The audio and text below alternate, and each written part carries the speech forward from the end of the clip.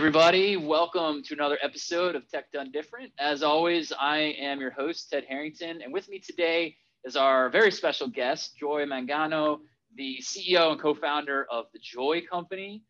Joy, thank you so much for spending some time with us today. Oh, I'm really happy to. So I'll let you brag about yourself a little bit, or introduce yourself. I know you're not one to brag, but I will brag about you first.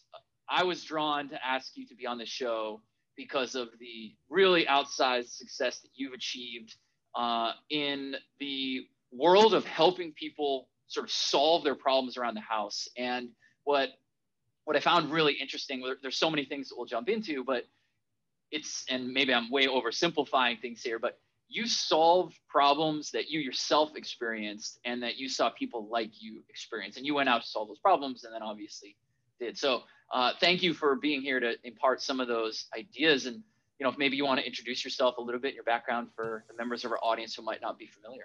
Well, sure. So you say outside the parameters. I'm always outside the box in whatever I do. So as an inventor, I'm always product focused. I'm laser focused on product.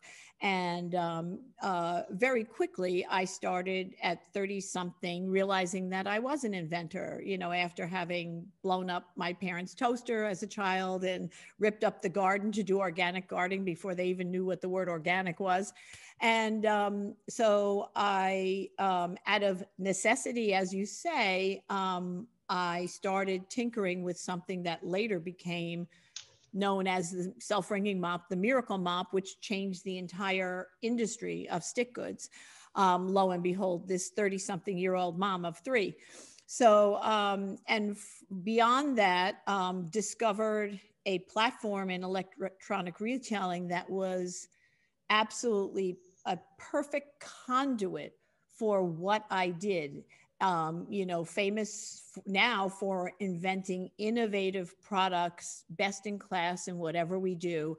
At that time, electronic retailing was the only platform to go directly to the consumer and talk about your product. It's very different today, obviously, we know that. So, during that time period, Barry Diller was the CEO of QVC and then moved on to be the CEO of HSN, Ticketmaster, Expedia.com at the time, IAC now. And my success there, far be it from Barry not to take people with him where he sees success. So he purchased my company, Ingenious Designs, and it became a wholly owned subsidiary of IAC. I was an executive at HSN. So I was an executive.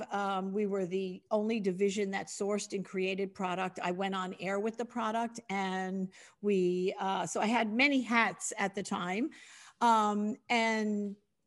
Fast forward to a couple of years ago, I wanted to go into a more boundaryless kind of atmosphere for our companies. Home shopping is one vein. So we started the Joy Company, and I hopefully will be talking to you about how we have to have the ability to really shift our skis, I say. It's one of my core principles, and we have to be able to go where our business, our instincts, our passions are. So starting the Joy Company enabled me, under that is Joy Live, which is our infomercial business. So new innovative products that need to be talked about, that, where there is an education to the consumer. We create infomercials about it to brand it. We on network, cable, digital, mobile, social. And also then there's the Joy Brands, which is our wholesale licensing, because remember now, I'm all about product. I see the world through product. Everything I do is through product. And then a third pillar to that is the Joy Studios, which is, oddly enough, What's Better Than a Movie is a musical, and there is a Broadway musical called Joy that was supposed to come out this past Christmas, but obviously theaters are dark, so it's yet to come. And then that is where sits our network TV show that is soon to be. So a little secret there, not so big a secret soon, but so that's quite exciting. So all of that coming together, an example of why this boundaryless shopping and consumerism and being able to touch the customer at every point possible. Under that is our first franchise or brand, which is Clean Boss, where we are laser focused. I mean, laser focused on innovative, best in class products for wellness and lifestyle, and certainly as it is today. And you know what we're and it was really always in the making for the last, you know, I'd say 3 or 4 years, but we kind of fast forwarded the kinds of things that are in there, like the world's most powerful botanical disinfectant cleaner and odor eliminator, our 6-hour power hand sanitizer, the only 3-layer with a built-in filter mask that kills germs on it. And I mean, just amazing stories. And so I have been fortunate enough to take advantage in my history of some of the most amazing minds in products, scientists, all areas. And that gives me my ability today to do something like when I want to go into an industry, a category, to do it in the best way I can, best in class technology that's not out there, and in a way that's affordable to that consumer. Because I think you have to know your consumer and be so connected to that consumer, whether it's a service, whether it's a product, whether it's, you know, cybersecurity, it doesn't matter. You really have to stay totally connected with them all the time. And I just dream about them constantly. Oh, that's definitely a powerful way to frame it. I dream about them. I want to ask you about the way that you just phrased the shifting of your skis. It sounded like you were talking about how as an entrepreneur, you have to adapt not only to conditions around you in the marketplace, but also conditions maybe inherent within you where your interests might lie and passions might lie and things like that. So as you think about, you've obviously built and adapted different businesses and, you know, obviously all around product as you described, but you've adapted many times over your career. How should our listeners think about this idea of shifting their skis? Oh my gosh. Well, critical. It's one of the, you know, it's one of my core principles. And if you utilize any one of them, there's like 25, it will impact your life and, you know, in a very big way. And that's, you know, I think for many people, so speaking just for myself, that's been my survival, right? So, you know, I started out, if you think about it, as a mom with an idea, a self-wringing mop. When people wouldn't pay more than $5 for a mop, I'm designing a mop that's a $20 item, right? And so where do I go at that time? Right into retail, trying to sell to the Kmarts of the world, and, you know, and the hardware stores and so on and so forth. And, you know, that framework really didn't tell the story of what I was doing. There was like there was a whole new way of looking at mopping, right? With the Miracle Mop. So I realized that I had been demonstrating it. And when I demonstrated it, like everybody walked away with a mop. So hence I said, okay, traditional retail isn't going to work for me. Somebody told me about this QVC, this electronic retailing place. And me being, you know, in college, the only class I cut was communications because I hated public speaking. So here I go marching up to this electronic retailer that goes into, you know, 100 million homes and say, you know, I want to sell a mop. And as the story goes, if you saw the movie. So, and it's true. And so here I find myself on stage being able to tell that story, and obviously hugely successful because the authenticity, right? You know, if you're not authentic, if you don't, you know, that consumer can smell it a mile away. And so you have to really mean what you say. You have to care about what you say and certainly represent who you are.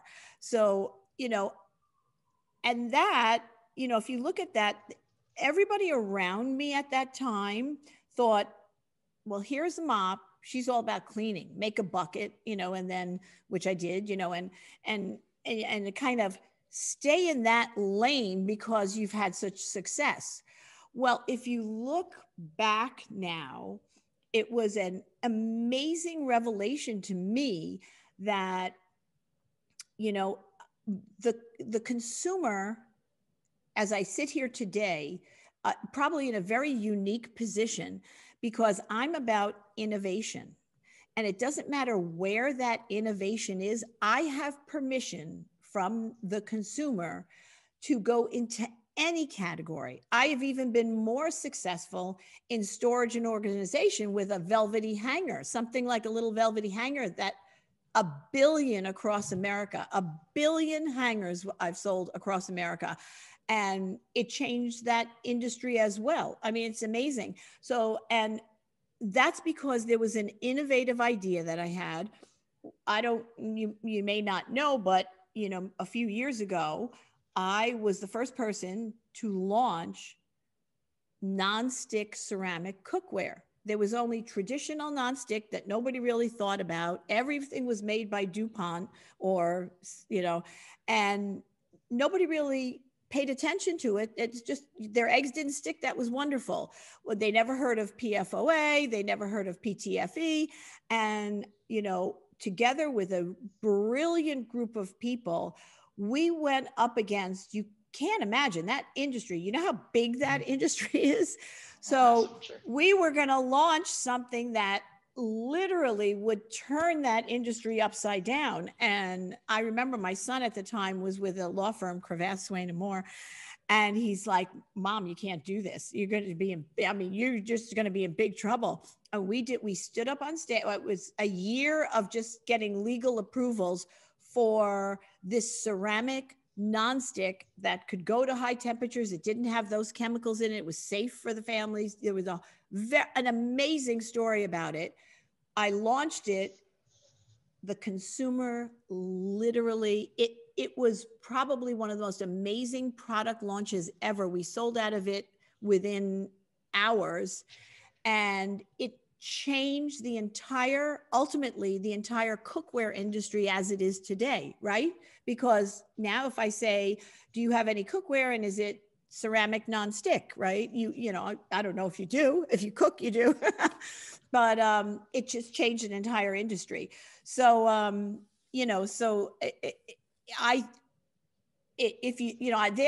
not staying in a cleaning lane only. I realize that diversity and having the permission. So you have to really think about, I earned that permission from the consumer to be, that representation of innovation, no matter where it is. If it's in luggage with new luggage wheels that I designed, if it's a mop, if it's a hanger, if it's an amazing clothes steamer that, has 50 million bells and whistles, if it's new and innovative and it really is meaningful to them, Clean Boss, in these times, a disinfectant cleaner that is also an odor eliminator, that is a botanical cleaner, has the fastest kill time, is EPA approved and safe for children, pets, everybody.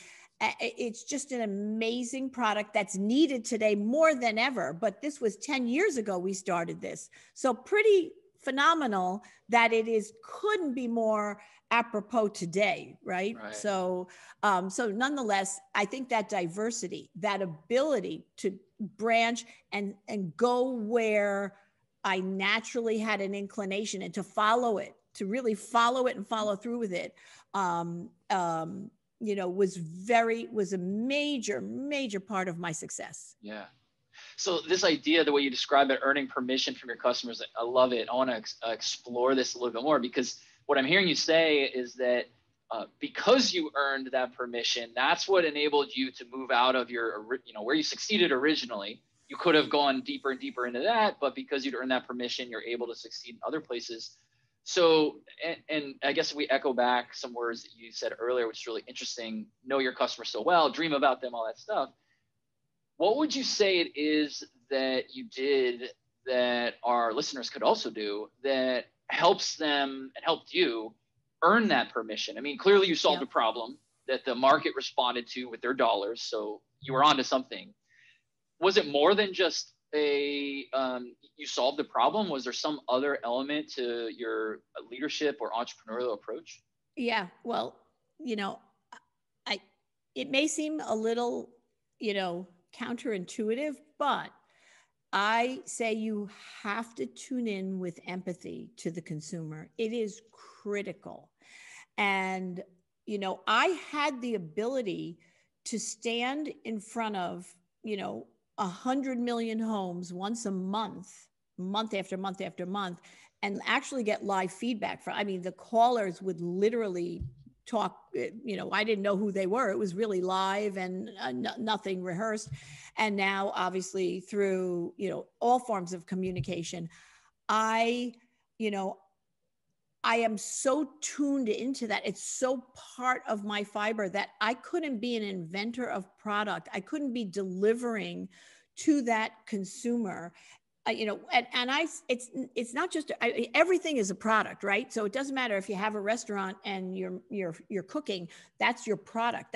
And your service is your product, right? So if you don't, really tune into that and care for them and work to whether it's solving their problems, making their day better, making their life a little bit easier, a little more affordable, and I try to fill all of the above. I try to check off every checklist. If you don't know me yet, you know that I'm trying to check off every box of all those things. And you know what? Today, there's no doubt in my mind we have the smartest consumer ever on all levels, in all forms. So if you are not authentic about it, and if you and they know it, and I think that authenticity, that tuning into their, with empathy to that consumer, kind of opens up a world.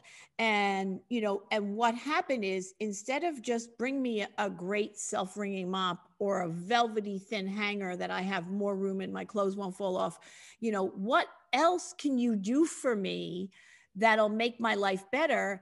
And I responded to that, and therefore I was able there. It's very unusual to be able to be in the product business and go across all categories. I mean, they're from towels to bedding to, I mean, you just can't imagine, to home fragrances. It's just been amazing. To the first affordable leather handbags that I did with Iman. I mean, so we did, it was all sorts of things, but the common thread was me tuning into that consumer and knowing what they really, really wanted and needed.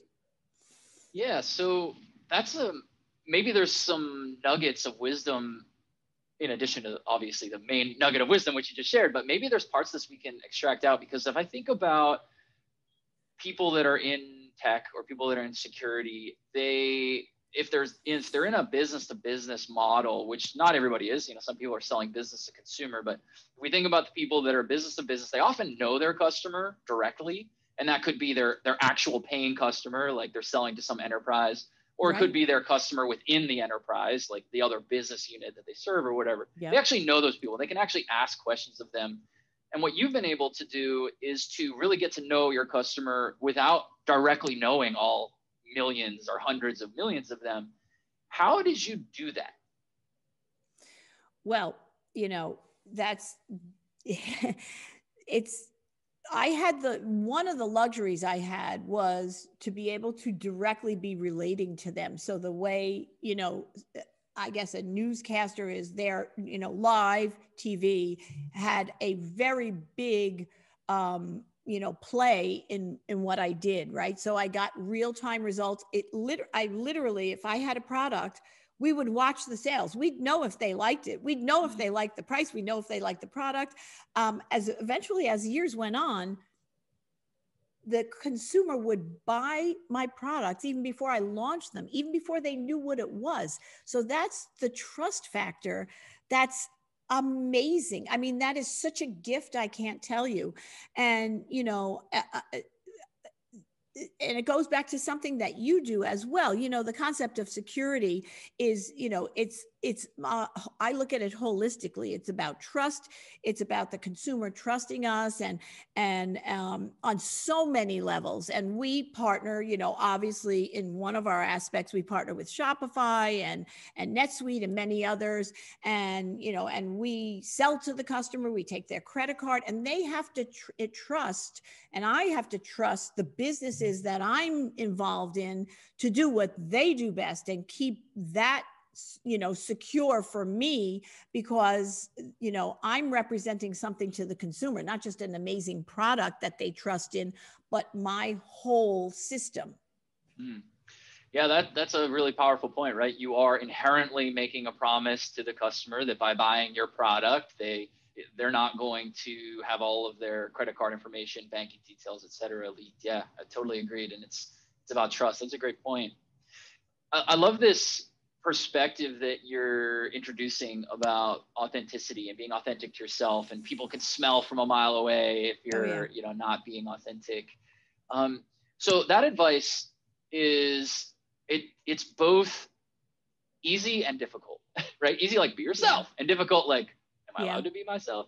So how did you, and this might be hard because people who are authentic are often instinctively authentic, and that's probably just your instincts. But if you were going to try to break it down for someone who might be struggling with how to be authentic, not because they are a charlatan or misrepresenting themselves, but how do they let the true themselves come through? What are the things that when we're being authentic resonate with the people we're trying to, communicate that authenticity to? Right. So the first thing that's a little counterintuitive is you don't have to be an expert. I mean, you don't have to be really great at something to start something. So you don't have to be an expert, but to represent, and because anybody who's an expert, as there may be time that goes on and something new happens, they're not the expert in that anymore. So I always say there are no experts, right? Because it's an ever evolving thing. But I think that first and foremost, you have to be in a comfort zone for yourself, right? You have to be able to, whatever you're doing has to be, I think, somewhat organic to you. Even if you're, representing somebody else's business or doing something else, it has to feel organic to you, and you have to feel true to it. I always say my principles in my personal life are the same principles in business. I function all that way in one world.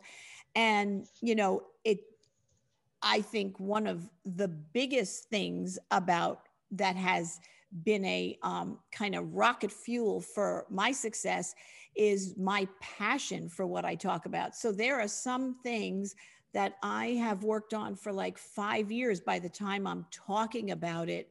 And when I say talking about it, it could be through social, it could be through digital, it could be on an infomercial or on live TV or on a news program, right? But, I am innately so passionate about, product. And when I'm talking about it,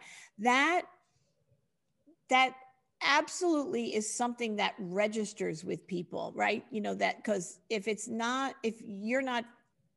you don't know what you're talking about and are not passionate about it, I don't know how you're going to get somebody else excited about it, right? Yeah. So, so I think that's a big part of it. And, but it doesn't matter really if it's something that you've created or you're in a field where you're representing something.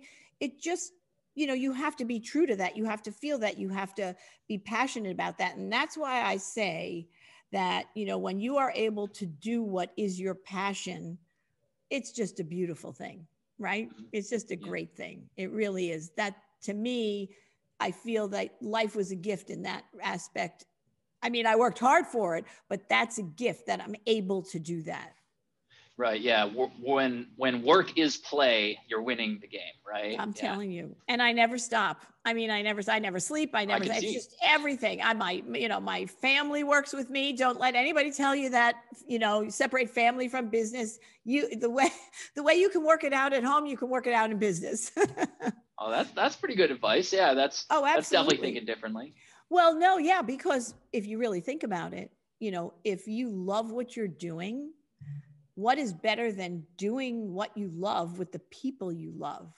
And, you know, it's just been an amazing path, right? So, and, you know, business is hard, family is hard, people are hard, life is, you know, it's always something, but you have to, you know, I look at that, I look at life, everything's a product. So you look at it, if something's not going right, you have to fix it and make it better. And, you know, and so it's just been a very, very big blessing for me. Oh, that's really cool to hear. And even the way you just sort of summarize that all together, you've described what I believe is the whole ethos of security, make it better. And Yep. that's our whole mission. Like, something is never secure, right? But it can be better today than it was yesterday, and it can be better tomorrow than today. It sounds like that's part of what you advocate for as well. What's your take and philosophy around that idea of constant improvement?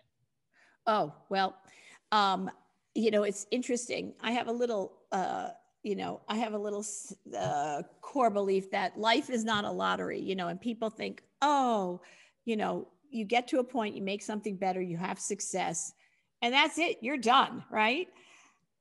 Totally wrong. Totally wrong. That's just the beginning, right? That really is just the beginning with, you know, once you know, and there is success on all levels, right? You know, so along the way, I mean, I'm working harder today than I did when you know, when I sold my first 20,000 Miracle Mops. So it's really, you know, yeah, maybe there are some people in life that get to a certain point and say, hey, I did this, I'm done. But in general, and I, you know, I talk there, what percent of this country is small businesses and entrepreneurs and everything? That is, you know, there's success on every level. And, you know, and I say celebrate that, those successes along the way, but never, and I've never thought that there's a point in time where you get somewhere and then you kind of sit back and relax, because no, there's the next, you know, there's the whole next level of what you can do because of what you've created. Sure. And certainly someone like you and I have some similar wiring, you know, the kind of people who are motivated to build things and improve them and make them bigger and solve problems. That's just like part of you. You don't just one day say, and I no longer want to do that. Yeah, exactly. Right. You're probably more pumped when you have success and you're like, okay, what's the next thing? Right. You know, and, you know, along the way, I think, you know, for a lot of people, for me, do you know how many times I heard the word no? I can't tell you. And so one of the things that I say to many people, no is not a no. No is just go back and either figure out another way or, you know, solve that, you have to get past that no. And obviously within reason, right? You have to be realistic, but I can't tell you. I mean, some of the no's were like, don't even bother, Joy. You're it's never going to happen. And, you know, and yes, it made me step back and analyze exactly, you know, everything from the business aspects to product aspects to everything. But that no always turned into an amazing, amazing success. Believe it or not. So I firmly believe a no is not a no. Oh, I'm with you on that for sure. It just gets you closer to yes every time you hear the no. Absolutely. Absolutely. So, but some no's, as you noted, are in fact, that is actually a no. So how do you distinguish between the two? Because sometimes that no can feel final or permanent. It's like, but if I just do it this slightly different way, so how do you parse that? Well, I think that, you know, that's something that I think is very personal, right? You know, there are people that really don't put that in perspective. Like, no, you can't sell your house to try this, you know, because then your family won't have a home. I think that no makes sense. You might want to think about that. But, you know, you know, one of the things interesting, in my industry of product and certainly product on TV, there's this whole world of trademark and patents and knockoffs, right? And so, if I look back, I probably, and that, in my opinion, my son's, I stole him, but he was a litigator for a major law firm. I think that the patent trademark laws and are really haven't kept up with what, certainly I'm experiencing and have experienced in my life. And, and I think as I look at that, there's in particular with Miracle Mop, right? It was a patented product, but, we had somebody manufacturing it. I lived in New York and in California, and we got this huge order from QVC, and they found out about it, and they were kind of unscrupulous. Let me just put it that way. And they raised the price, and I would have lost money to make all this huge life-changing order for QVC. So I embarked on getting the molds and bringing them back to New York so we could manufacture it, having never done that in my life. My lawyers in New York said, there's no way you're going to get any judge, any court to allow you to bring the molds. They have possession of them. It's just never going to happen. They're never going to let you take these molds. And so I flew to California, took my lawyer who said, you're not going to accomplish this. We met with a California lawyer who to this day says, I've never had a case like this in my life. It was just amazing. And so this business who was manufacturing the mop parts for me, said I can't take them because they knew what a huge future it was. We went to court. All the lawyers spoke, and it was kind of over and gloomy. And I got up and I stood up there and I told the judge, I told him a story about everything, all the details that kind of were the legal details, but other details. P.S. The judge issued an injunction that the next day the sheriffs were to go to the plant, take the molds. I was to come with the truck, and that they would be arrested if they didn't hand the molds over to me and let me truck them back to New York. It was the most unbelievable. There's a very legal name for that, which I forget at the moment, but it never happened in the history of it's just such a rare occurrence. But there you go. You add the human element, you add a judge I'll never forget him sitting up on that bench. I believe in the justice system, always have, and looking at the situation and making that decision, which was a legal right to sit, but normally takes a very long time to issue an injunction like that is very unusual. And that actual decision by that judge, me having the courage to go out there and do that, changed the entire landscape of the future of my life, period. Wow. What an incredible story. And I love that you did not take no for an answer in that, so that we could have that story and have you here today. That's just incredible. I'm super inspired. So as our time comes to a close here and we start thinking about sort of the future of what's coming next, what is something that from your worldview you see how the world is going to change in the next 12 or 24 months? Oh, well, if you ask me how I hope the world's going to change in the next 12 or 24 months, obviously we have had one of those, talk about changing your skis. The whole world has had to shift their skis. I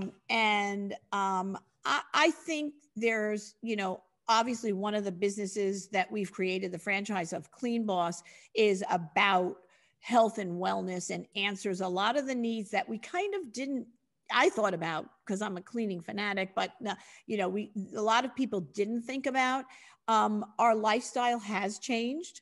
I think it's taken certainly business and moved them into another arena, right? A lot more is going to be happening in a different way, not lunch, tomorrow at down the block kind of thing, which leads into the world of what you do, right? Is a lot more is going to be happening. A lot more is happening already with consumerism and, not walking into a physical brick and mortar retail store. I think today there are many more platforms available to entrepreneurs, small businesses that never existed when I started. I think that is so inspiring. And the accessibility to do that is so inspiring, right? You go and you see all these fabulous little, the products that people have. And, so I think, having watched recent times and having watched it hurt, a lot, but small businesses in particular, they represent what, 70% of America. I think, for me personally, I'm on a mission to, bring an awareness to that and help that arena. So we can talk about that our next podcast. Yeah. But and we're working very hard at that because it's very meaningful for me. But I do think that this has opened up many avenues for anybody with, in any arena, for that consumer, that viewer, right? What I do is I try to change the viewer into the consumer, right? They're not just watching. We need, I'm about products. So I think the opportunities are going to be more robust than they ever have been in the past. And it really has condensed that process. Wow, what a super positive note to end on. I think a lot of people are tired and burnt out from this pandemic, and to hear you talk about how bright the future is looking, that's I couldn't ask for a better way to end this episode. Thank you for sharing that. Well, and thank you, Ted. Thank you so much, and good luck to you. Indeed. Joy, thank you so much for being on the show. You've been an amazing guest. I'm so excited to keep the conversation going with you. And for everybody else who's listening, if you want to learn more about this episode or request to appear yourself, just go to tedharrington.com/podcast, and we'll catch you next time.